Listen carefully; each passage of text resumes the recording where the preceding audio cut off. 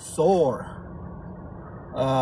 2003, 2011. No way, this is 2011. Is this really in 2011? Possibly. This is a solid C plus tier. Very strong C tier movie. I enjoyed it a lot. I would say maybe touching very close to a B tier, but not quite a B tier. I actually enjoyed the movie very much. It was very interesting. It had a very strong story. I really liked the story between Loki and Thor. I thought this version of Thor was very interesting. In this one, Thor gets humbled. He's about to be crowned like some sort of king by Odin, his father. And it gets interrupted by the frozen people. And, so something happens. Thor goes crazy. He goes bad. Takes upon him with his friends to go to the frozen land, or whatever land it is of the frozen people, and get vengeance for breaking into his house and all that stuff. And he's all gung ho. This is during his ceremony where he's about to become a king. I guess it gets interrupted. He does something that defies his father, Odin, and Odin frickin' goes to the frozen land, saves Thor and his friends, comes back, and then banishes Thor, takes away his power, takes away his hammer, and then he whispers to the hammer, whoever is worthy shall possess the power of this hammer and all that stuff, and shall possess the power of Thor. So yeah, it's a pretty good movie. It's very, very great acting with Loki. Loki is actually pretty damn good in this one. He's a little bit different than the Loki we're used to in like Avengers and the other ones. He's more serious in this one. He is mischievous, but in a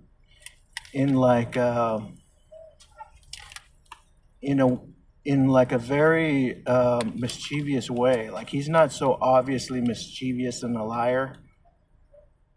He ain't very obvious with it, but it comes apparent that he's someone that you cannot trust.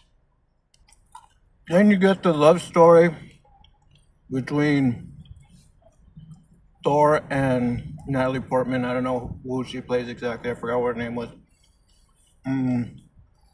She's like a radiologist, person that tracks the weather. I don't know what the hell you call those people. And that relation is pretty good. The chemistry between Natalie Portman and Thor is very good. I find it a lot better in this one than in follow-up movies of Thor. And also, I find that she had better chemistry with Thor, Chris Hemsworth, than she did with Anakin Skywalker. I forgot what his name was, but Anakin from Star Wars. I feel she has better chemistry with Thor in this movie than with Anakin in Star Wars. So her acting was pretty damn good in this one. Very, very watchable. But I would say the strongest relationship or the strongest story is between Thor and his brother, and the story of Loki. Loki's story is very strong. For people that do not know about Loki, in this movie, there's these frozen people, or these people from a planet or a galaxy where everything's frozen. Because like in Nordic mythology, there's like different realms, and this realm is a realm of frozen people. So find out in the movie that Loki is the son of Odin, right? Odin is like the god of Asgard. I do not like the name of Asgard, because it sounds like Asgard. Worst thing about Thor is hearing Asgard all the time. Asgard. Even if they say Asgard, it still sounds like Asgard. All right, so that's besides the point. Um, so we find out that yes, Loki is the son of Odin, but then when Loki fights the frozen people, one of the frozen peoples touches one guy and burns him because of frostbite. And so that big old lug says, "Don't let them touch you." And of course, one of them grabs Loki and turns his hand blue. And it doesn't burn him. It doesn't burn Loki.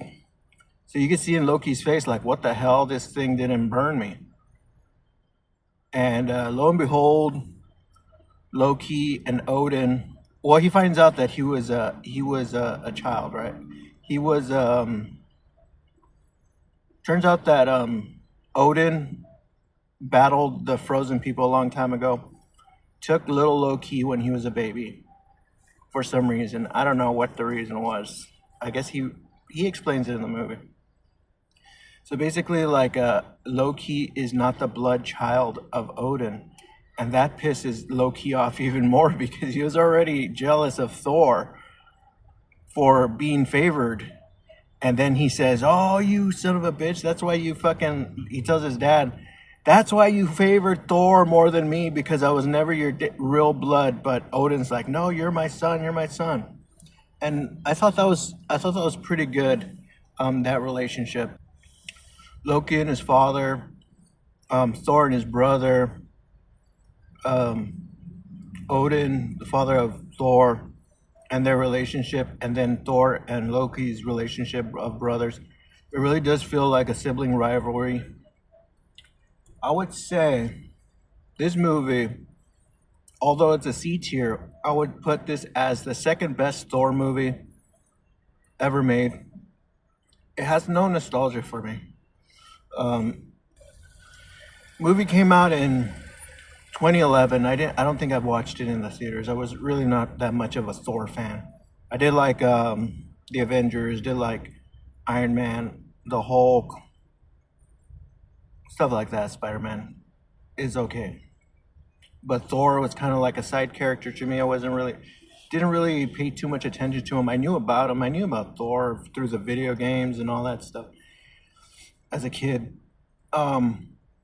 So I knew who Thor was. So this movie is not nostalgic for me. So I would say this is probably the second best Thor movie out of all four. Number one, absolute number one, would be Ragnarok. Ragnarok would be the one that is actually a B tier movie. Very good B tier. And B tier for comic book movies is the highest you can go. There are no A tier. Maybe Revenge of the Sith. Is it Revenge of the Sith? Episode 3 of Star Wars is an A tier movie. The sci-fi / comic book nerdy geeky movies. That one's probably an A tier. Probably. I gotta rewatch it. I've seen it so many times, but I keep forgetting. So solid B tier movie. I mean C tier movie, but the second best Thor movie you're gonna see. Definitely rewatchable. It's a very enjoyable movie, very strong story, and definitely recommend you watch it. You don't necessarily. I would say my top 4 Thor movies. Like if I was going to rank them, I would say number 1 would be Ragnarok. Ragnarok is B tier. Thor, just Thor, would be number 2, and that's a solid high C plus tier. Number 3 would be Love and Thunder. That's an optional one. You don't really need to watch it because it's not that great, but it is still kind of like a low C tier movie. And the worst one is Dark World. That one just skip altogether. I wouldn't even watch it. So if I was to put these movies in my physical media collection, I would definitely 100% get Ragnarok. And I bought the Thor for $1, the DVD. And the DVD was $1, and that's enough. That is, there's no point in going Blu-ray with Thor. DVD is good enough for Thor. It's a good movie, but it's not Blu-ray worthy. The CGI is not great.